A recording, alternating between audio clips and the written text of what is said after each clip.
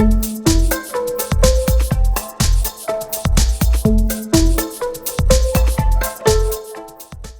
book itself is about first being aware, then reaffirming, and stabilizing the individual as the basis for especially the creating individual, as a basis for a successful society. So it's about being in the group, but being an individual in that group and understanding your value. It has to come through the realization of where they end and where you begin. So it's a reaffirming of that boundary and an understanding of just who you are when you're sitting alone in the quiet. What voice speaks to you. We all extend from nature. We're a product of the universe, so we're a product of stars exploding. We can't get away from nature. We breathe it in, we hear it, we see it, we feel it. Nature itself has this capacity for infusing itself in you and pulling you away from your worries and your future thoughts and all these other things. It just absolutely is such a basis, fundamental basis for realizing self. The book is for if you know there's something else, if you know you're having problems in life, you just have this inner angst that you know is not being expressed properly or in the way that you want it to be expressed. Or you're floundering and you don't really know where you are or who you are at that point. So this is a way of reaffirming that. This is a way of establishing and first becoming aware of it, which is the first stage. And the second is understanding who you are at its deepest level, there's a concept called the free child in nature, which we all exist from before cultures are overlaid on top of us and that sort of thing. So it's reaffirming that, reestablishing your own value. It starts from parents, then social groups, and then the extended society beyond that. So you'll have people who are completely feeling great about their life, going on and on for years and decades and being what they think is successful. And then when they are finally removed from that source of stimulus, external stimulus, because it's easy to lose oneself, listen to society's expectations and trying to meet those, and getting a sense of self and value derived from that. But the problem is when society's gone, what have you got? And that's why some people will look at retirement as, wow, I can't wait to get to it. And then when they get to it, it's like, okay, I'm here and now it's quiet and now I'm faced with myself. What do I do? Then they jump to the next thing. So they'll go on all these trips. They'll go on to all these different ways to get external stimulus so they don't have to face what's there. So if they go off to Germany, they go off to the UK, they go off to some other part of the world, they still carry themselves with them. They're just not paying attention to it.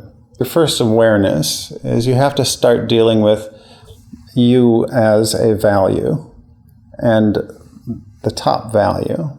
And it's not greedy, it's not selfishness that I'm referring to. I'm talking about you are an individual that is unique to all other individuals because of your perspective. It's your eyes that take in the light you see. It's your skin that feels. No one else has that. No one can see with your eyes. No one can feel with your skin.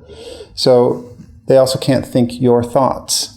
It's really important that you reestablish, first of all, that awareness of who you actually are in all of this.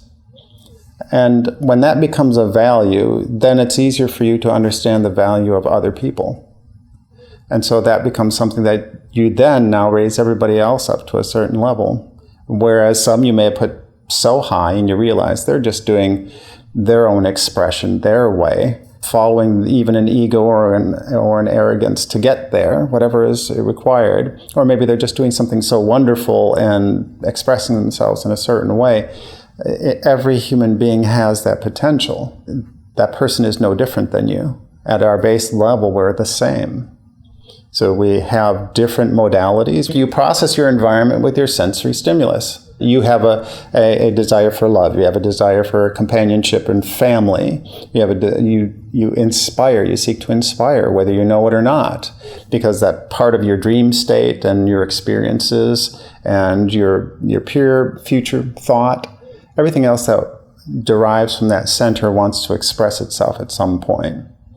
And when you express it out to the world, you inspire. So you have that. Then you have Your sensory apparatus, the physical body you have, is built for exploring your environment. See, we inspire people in ways that we have no idea. We're not aware of how we inspire people. Sometimes we are. Sometimes we get this great gratification of being able to see the light in somebody else's eyes when we do something inspirational, when we make them laugh, or when we, just through our art or through expression, whatever it happens to be. It can be movement. It can be doing something really well, but putting all your resources into it and doing it your way, and somebody else sees that. You can see that. And sometimes you don't. You see the product, you put this thing out there in life, which is a full expression of all your energy and resources and direction, put it out there for the world. You'd have no idea how much it may affect somebody else down the line. Like I said, the compass in Einstein, the person who created that compass wasn't thinking, I'm going to inspire the genius for the next, how many thousands of years perhaps. I mean, he will always be remembered as somebody who just changed, the world. People have these ideas that happiness is this giant goal, this giant big thing to reach for and to try to attain. Because if you don't have it, then you're not happy, and then you're perhaps doing something wrong in your life. The thing is, happiness is a piece of chocolate sitting in front of you. But you look at it even on those small things. Happiness is seeing a Christmas tree light glow, against the green of the background in the night. These are momentary things that inspire us and fill us with memory and of not just what we've experienced there visually. There's snow outside, and you have the trees just blowing, and you have this warm glow of color, where everybody's just sitting and quiet and immersed in that. It's the beauty of it. And it goes away.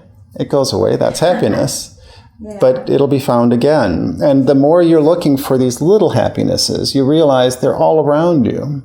You have them all day long. You have them all your life. There's little things. Even people in really harsh conditions, really terrible conditions, will find something to allow them to keep going the next day, but also to know that there is more than this, that I'm going to keep going, that I will get past this hardship, that I will get, and it may be nothing more than the thought that there is more than this. And that's that internal drive. The more you understand self, and you understand your value, and you understand there are 7 point however many billion individuals who have this value, then all of a sudden you have this respect for one another that you may not have had before. Because out of, the tiniest child or an adult, the tiniest child becomes this adult. What have we done in the meantime to help raise this child, to help stimulate curiosity, to bring this child into a vibrant individuality that then expresses itself uniquely and from a perspective I don't have. So it's always inspirational, because it's just like, oh wow, I never would have thought that. I wouldn't have done it that way. It may not be something you enjoy, but it is a different perspective.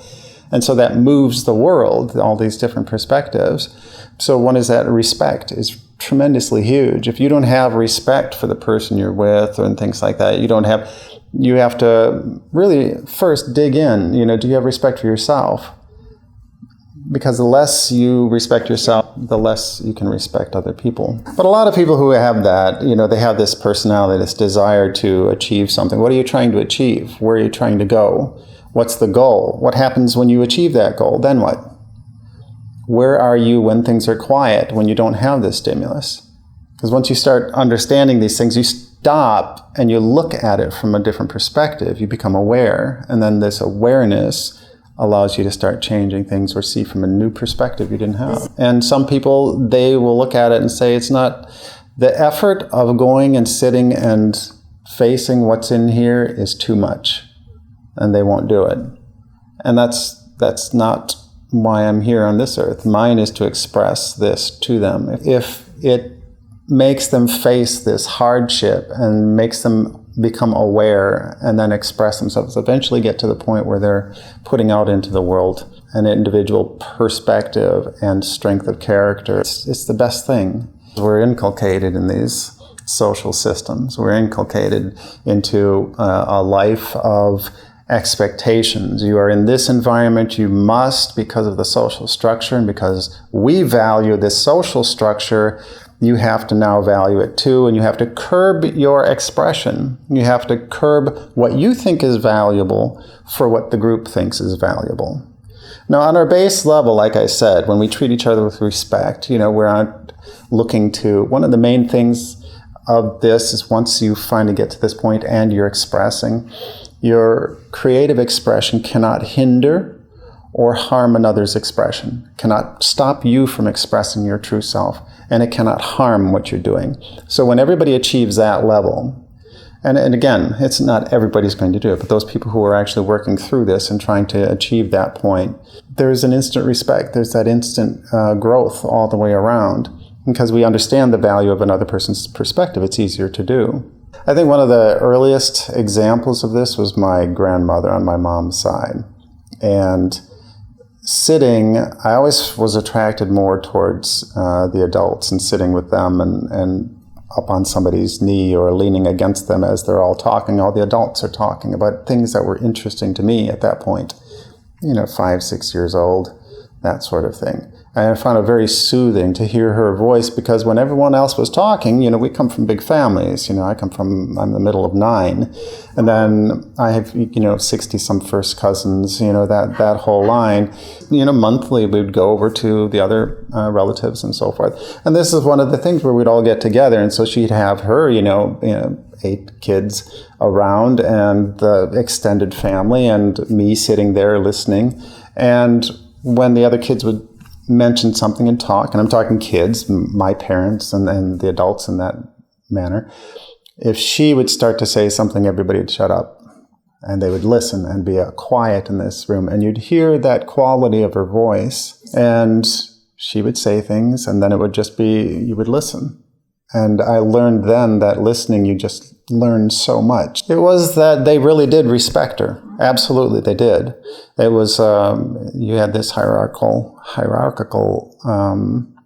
perspective that this person is valuable and what they have to say is valuable.